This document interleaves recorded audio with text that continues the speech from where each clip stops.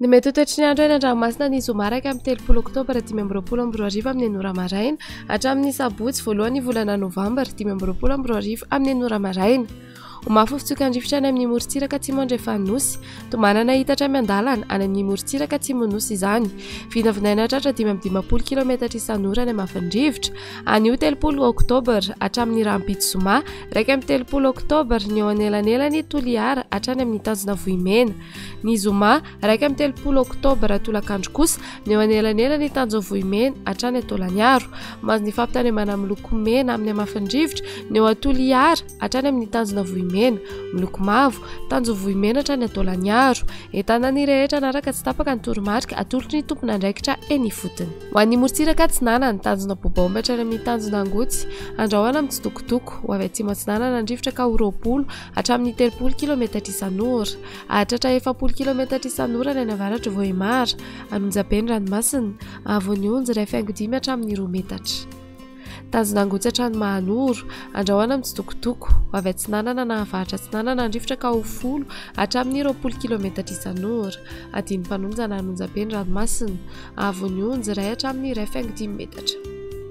Mahanoro hatrany Taolagnaro, andrahoana Mahalana ho avy avaratra Atsinanana andrivotra ka ho 10 hatramin'ny 20 km isan'ora, hahatratra 30 km isan'ora indraindray, Anonjabeny ranomasina, Avonionjy iray faingo 5 hatramin'ny 2 metatra.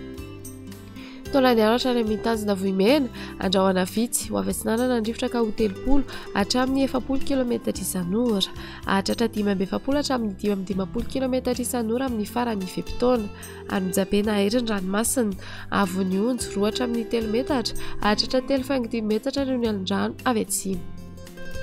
Ho an'ny morontsiraka andrefana tanjona Vohimena hatrany amin'ny tanjona Angabo, Ibalika ny masoandro ho avy atsimona atsimo Atsinanana andrivotra ka ho 30 hatramin'ny 15 km isan'ora, hahatratra 15 km isan'ora ny any amin'ny tapany atsimo, Anonjabeny aheriny ranomasina, Avonionjy 2 hatramin'ny 3 metatra, isalin-drano avy atsimona atsimo Atsinanana.